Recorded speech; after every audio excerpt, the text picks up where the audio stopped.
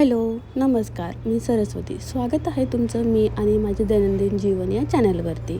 मी आज तुमच्यासोबत तव्यावरचं पिठलं याची रेसिपी शेअर करणार आहे. असं तर सगळ्यांना पिठलं जमतंच, पण मला असं वाटलं की आपण करावं. तव्यावर केलं होतं मी, तर शेअर करावं म्हणून मी शेअर करते. जर तुम्हाला माझे व्हिडिओ बघायला आवडत असतील तर चॅनलला लाईक करा, शेअर करा आणि सबस्क्राईब करा. चला तर आपण सुरुवात करू. सगळ्यात आधी मोठे 2 कांदे असे मस्तपैकी कापून घेतले बारीक बारीक लागणारं. नंतर मग लसूण, कढीपत्ता, कोथिंबीर सगळं व्यवस्थित सामान करून घेतलं आणि तवा ठेवला. आणि तवा ठेवून नंतर त्याच्यावर छान तेल टाकलं.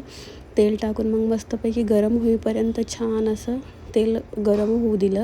आणि जोपर्यंत चांगलं तेल गरम होत नाही तोपर्यंत फोडणी पण चांगली बसत नाही. त्यामुळं तेल चांगलं गरम होऊ द्यायचं. नंतर मोहरी, जिरे वगैरे टाकले आणि छान असं परतून घेतलं. मोहरी तडतडली की लगेच जिरे टाकले. जिरे टाकून नंतर मग पुन्हा टाकला कांदा टाकून कांदा छान असं मस्त परतून घेतला खालीवरी करून. आणि कांद्याच्या नंतर मग टाकला होता मी कढीपत्ता टाकला, लसूण वगैरे टाकला. तुम्हाला आवडतं का असं तव्यावरचं पिठलं? आमच्या घरी तर माझ्या मिस्टरांना खूप आवडतं तव्यावरचं पिठलं. तसं बघायला गेलं तर पिठलं हे सगळ्यांचं आवडतंच. महाराष्ट्रीयन फूड आहे ते, पण बऱ्याच जणांना नाही आवडत. पण आमच्या घरी आवडतं सगळ्यांना. आणि त्यातल्या त्यात माझ्या मिस्टरांना हे असं बनवलेलं तव्यावरचं पिठलं खूप जास्त आवडतं.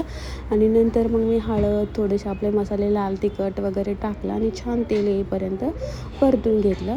सगळ्यात आधी छान असं तेल सुटलं होतं. आणि असं नाही की म्हणजे तुम्हाला किती तेल टाकायचं, काय टाकायचं, तुम्हाला किती जणांसाठी करायचं त्यानुसार तुम्ही ते टाकू शकता. आता मी हे तर चौघांसाठी बनवते आहे, तर त्यासाठी तर. आणि कसं ना, थोडंसं तव्यावरचं पिठलं म्हटलं का थोडंसं घट्ट असतं, त्यामुळं थोडं तेलाचं प्रमाण जरा जास्त ठेवलं का आणखी जरा हे होतं.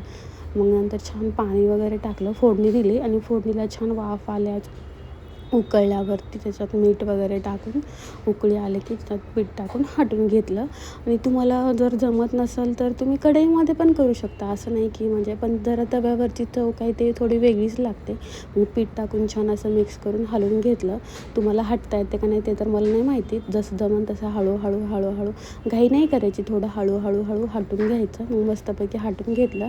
आणि नंतर मग छान पुन्हा 1 चमचा म्हणा काही म्हणजे कशानं पण असं छान असं थोडंसं हे करून घ्यायचं, असं खालीवरी परतून घ्यायचं. आणि थोडंसं हे करून घ्यायचं, जेणेकरून ज्या काही गाठी वगैरे आहेत छान मिक्स करून घेतल्याच्या नंतर त्या गाठी सगळं फुटून जातील. असं पिठाच्या गाठी नाही राहणार त्याच्यामध्ये.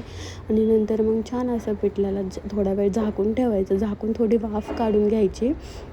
थोडा वेळ वाफ काढून घेतल्याच्या नंतर हे बघा असं मस्तपैकी दिसायला तर एवढं भारी दिसत होतं. आणि छान पण झालं होतं, सगळ्यांना आवडलं. आणि मस्तपैकी हिरवीगार अशी कोथिंबीर घालून पुन्हा नंतर मिक्स करून घ्यायचं. तयार आहे आपलं मस्तपैकी तव्यावरचं पिठलं. तुम्हाला आवडतं का मला नक्की कमेंट करून सांगा. आमच्या घरी तर माझ्या मुलीला पण खूप जास्त आवडतं. आणि नंतर मग छान असं मी तव्यावरचं पिठलं काढून गरमागरम भाकर म्हणा, पोळी म्हणा, तुम्ही कशासोबत पण खाऊ शकता. इव्हन तुमच्यासोबत जर भाकर, पोळी वगैरे काहीच नसेल तर तुम्ही असंच मस्तपैकी कशाला तरी तोंडी लावायचं म्हणून सुद्धा खाऊ शकता. टॅन टॅन तयार आहे आपलं गरमागरम तव्यावरचं पिठलं.